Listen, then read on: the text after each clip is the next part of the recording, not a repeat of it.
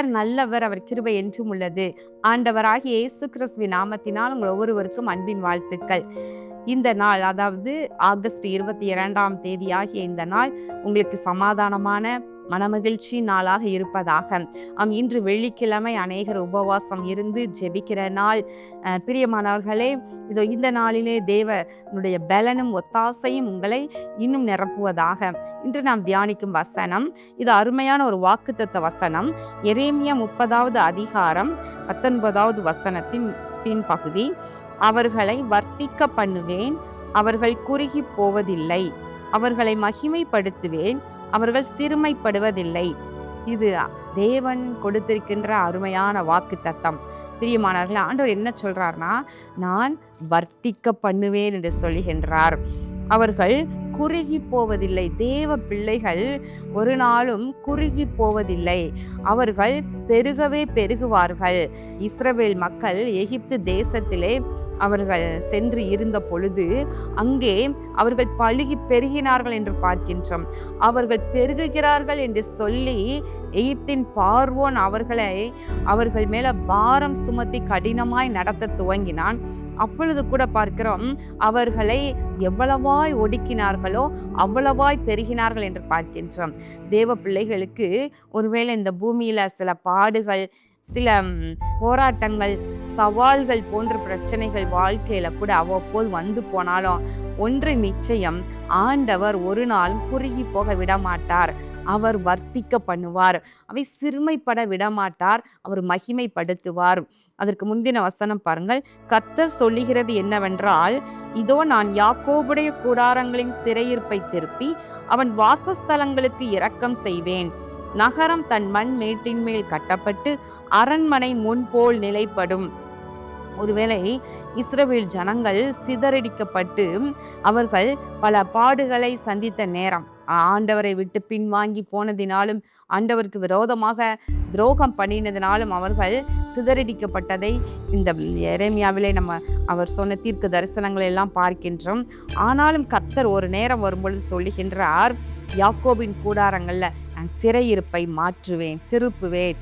தேவ பிள்ளைகளும் கூட ஒருவேளை வாழ்க்கை எனும் ஓட்டத்துல நீங்க சிதறடிக்கப்பட்டது போல உங்களுடைய குடும்பமானது நீங்கள் ஏதோ ஒரு காரியங்கள்ல கட்டப்பட்டு சிறைப்பட்டவர்களைப் போல இருப்பீர்கள் என்றால், ஆண்டவருடைய வசனம் சொல்லுகிறது, கூடாரங்களில் சிறையிருப்பை நான் திருப்புவேன், அவங்களுடைய வாசஸ்தலத்திற்கு இரக்கம் செய்வேன். முதல்ல ஆண்டவர் என்ன செய்யறாராம், அவர் தன்னுடைய கோபத்தை மறந்து அவர் இரக்கம் செய்வேன் என்று சொல்லுகின்றார். கர்த்தர் இறங்கினால் நமது பட்சமாய் நின்று நமக்கு இரக்கம் செய்வாரானால் அது போல பெரிய பாக்கியம் எதுவுமே கிடையாது. பிரியமானவர்களே, கர்த்தர் நமக்கு இரக்கம் செய்ய வேண்டும் என்று சொல்லி அவருடைய இரக்கத்திற்காக கெஞ்சி நிற்க வேண்டும். நாம் இதில் அவர் நான் இரக்கம் செய்வேன், நகரம் முன்போல அழகாய் மண் மேட்டின் மேல் நல்ல உயர்வான இடத்துல அழகாய் கட்டப்பட்டு அரண்மனை முன்போல் நிலைப்படும். நிலையில்லாத உங்களுடைய காரியங்கள் எல்லாம் ஒருவேளை அது நிலைப்படும். உங்களுடைய வாழ்க்கை, உங்களுடைய காரியங்கள், வேலை மற்றும் உங்களுக்குரிய வீடு, வாசல், வாகனம் என்று சொல்லி நிலையில்லாமல் நீங்கள் வாங்குவீங்க. ஆனால் அதை லோன் கட்ட முடியாமல் அது இன்னொருத்தர் அதை அனுபவிக்கலாம். ஒருவேளை நீங்கள் வாங்குவீங்க, ஆனால் அந்த லோனை கட்ட முடியாமல் அந்த வாகனத்தை விற்க வேண்டியதாக இருக்கலாம். இப்படி நிலையில்லாமல் இருந்த உங்களுடைய தன்மைகளை எல்லாம் கர்த்தர் அரண்மனை முன்பு போல் நிலைப்படும். உங்களுடைய காரியங்கள், உங்களுடைய எல்லைகளில் இருக்கிற உங்களுக்குரிய எல்லா நன்மைகளும் கர்த்தர் நிலைவரப்படும்படி செய்வார். அதே நேரத்தில் அவைகளிலிருந்து ஸ்தோத்திரமும் ஆடல் பாடலின் சத்தமும் புறப்பட்டு வரும். அப்புறம் அழுகை, கண்ணீர், வேதனை இப்படி இருந்த காலங்களை மாற்றி உங்கள் கூடாரங்களில், அதாவது உங்கள் வீடுகளில் இருந்து எப்படி சத்தம் புறப்பட்டு வருமா, ஆடல் பாடல் சத்தம் புறப்பட்டு வரும். அப்போ என்ன பண்ணுவோம், கர்த்தர் எல்லா பாடுகளை நீக்கி நமக்குரியதை ஆசீர்வதித்து நிலைவர பண்ணும் பொழுது, இரக்கம் செய்யும் பொழுது நம்முடைய வீட்டில் என்ன சத்தம் வரும், அவரை புகழ்ந்து பாடி ஆடல் பாடல் சத்தம் வெளியே கேட்கும். அப்பொழுது கர்த்தர் நம்மை வர்த்திக்க பண்ணுவதை நம்ம காண முடியும். அவர் நம்மை மகிமைப்படுத்துவார். இந்த வாக்குத்தத்தத்தை நீங்கள் பற்றி கொள்ளுங்கள். கர்த்தாவே, என்னை வர்த்திக்க பண்ணுவேன், மகிமைப்படுத்துவேன் என்று சொல்லியிருக்கிறீரே என்று பிடித்து கொள்ளுங்கள். 20வது வசனம் கூட பாருங்கள். அவர்கள் பிள்ளைகள் முன்போல் இருப்பார்கள், அவர்கள் சபை எனக்கு முன்பாக திடப்படும், அவர்களை ஒடுக்கின யாவரையும் தண்டிப்பேன். ஆண்டவர் இவ்வளவு அருமையான நல் வார்த்தைகளை சொல்லி நான் வர்த்திக்க பண்ணுவேன் என்று சொல்லுகின்றார். நாம் கண்களை மூடி ஜெபம் பண்ணுவோமா? எங்கள் அன்பின் பரலோக பிதாவே, இந்த நாளிலே நாங்கள் தியானித்த உடைய வார்த்தையின்படி நீர் உடைய பிள்ளைகளை வர்த்திக்க பண்ணுவீராக, மகிமைப்படுத்துவீராக.